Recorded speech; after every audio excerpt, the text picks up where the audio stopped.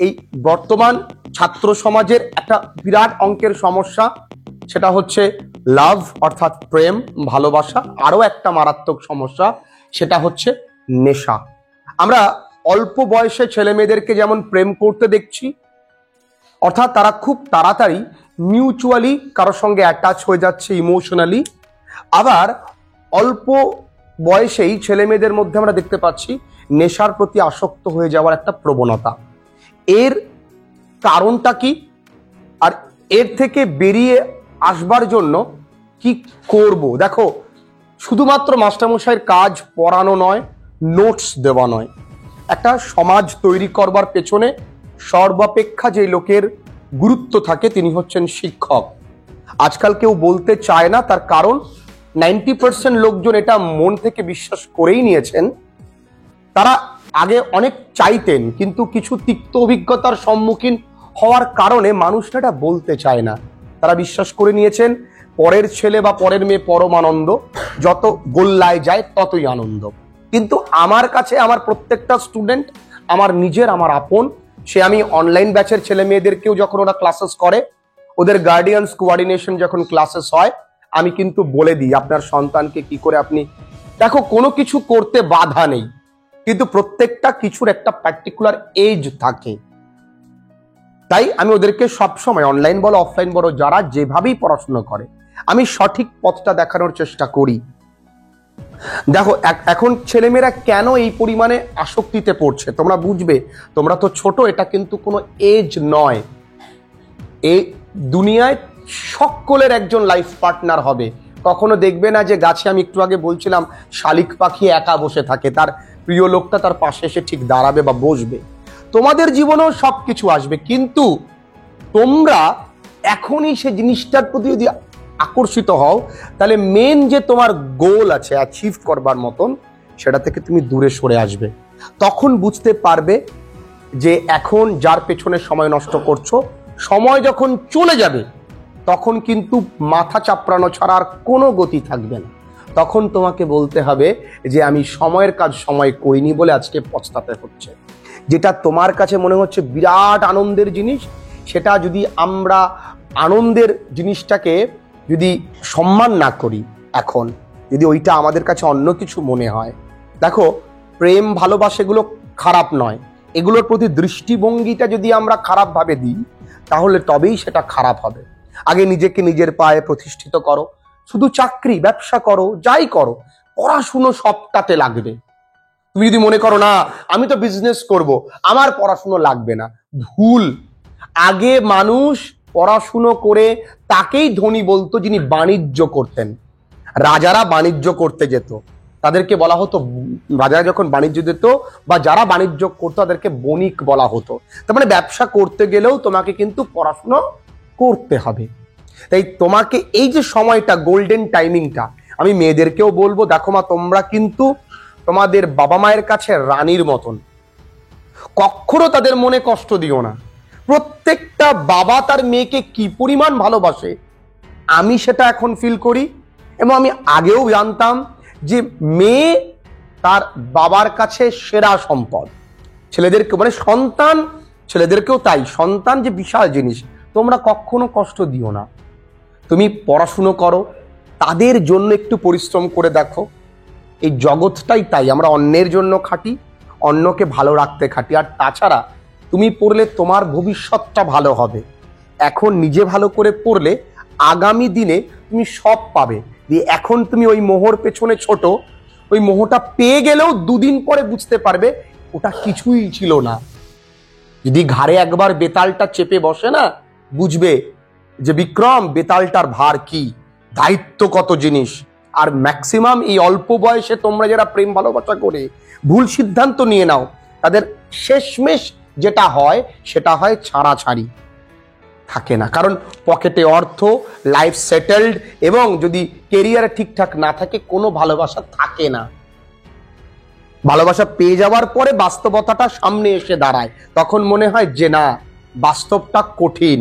ওই রকম কঠিন দিন বোঝার আগে একটু ভালো করে নিজেকে ভাবাও যে আচ্ছা আমি কেন চুরি করব, আমার বাবা মাকে না জানিয়ে আমি লুকিয়ে লুকিয়ে SMS করতে হবে, লুকিয়ে দেখা করতে হবে। আর মনে রাখো, তোমরা পড়াশুনো করছো, তোমাদের প্রথম কাজ হচ্ছে সম্মান করা। তুমি কাউকে কারো সামনে রাস্তায় কোনো তোমার বাবার বন্ধু বা তোমার দাদার বন্ধু বা তোমার দাদা কারো সামনে দাঁড়িয়ে দুর্ব্যবহারটুকু করবে না। তোমরা কিন্তু ইন্সপায়ার করছো। আজকে তোমরা ছোট, তোমাদেরকে বলতে বাধ্য হচ্ছে এই কথাগুলো। আমি কখনো কল্পনাও করিনি, হয়তো আগামী দিন যদি আমি এখনই না শুধরাই, 5-এর ছেলে মেয়েদেরকে এই কথাগুলো আমার বলতে হবে, এবং আগামী দিন আসছে এই রকম। তাই সবাইকে সম্মান করবে। আচ্ছা, দাদার সামনে এমনটা করব না, ছোটদেরকেও সম্মান করবে। আচ্ছা, এই ছোট ভাইটার সামনে আমার এরকম করাটা ঠিক হলো না, কারণ আজকে এই ভাইটার সামনে করছি, কালকে ভাইটা আমাকে অসম্মান করবে। মানুষের জীবনে সম্মান ছাড়া কিছু নেই, সম্মানটাই সব থেকে বড় জিনিস। এই সম্মানটা কিন্তু তোমাকে লক্ষ্য রাখতে হবে। আর নেশার কথা তোমাদের কি বলবো, কেন তোমরা নেশাটা করছো? যারা নেশা করেছো তারা কিন্তু বেরিয়ে আসতে খুব কষ্ট, কিন্তু অসম্ভব নয়, সবটাই সম্ভব। নেশা কেন করে?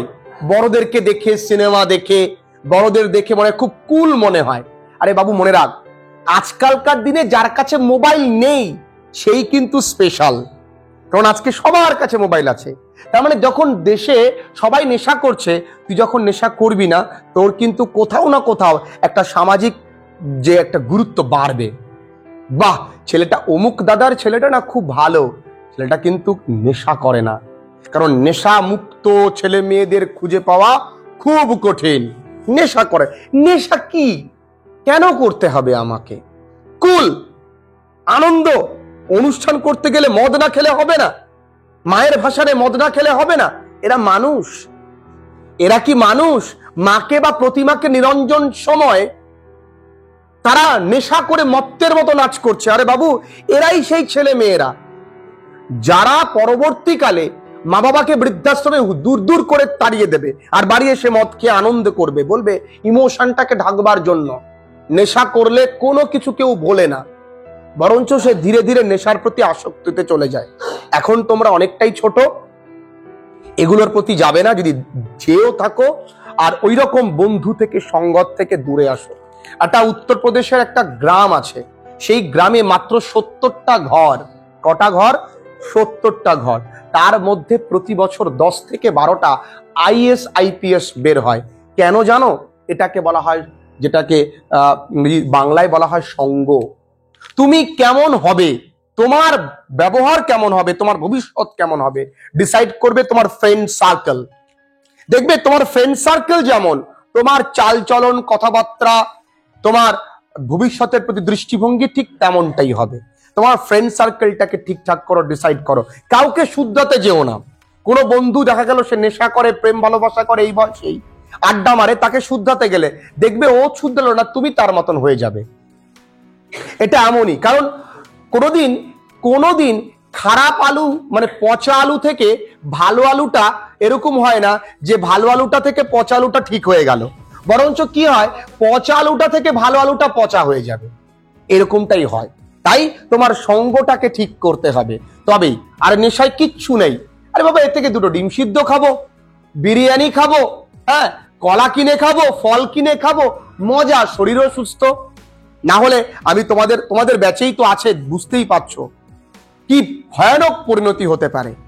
অনেকে দেখো, প্রত্যেকের কিন্তু মোটিভেশনাল, যারা এই প্রেম ভালোবাসার সঙ্গে যুক্ত বা করে, তাদেরও কিন্তু মোটিভেশনাল স্পিকার থাকে।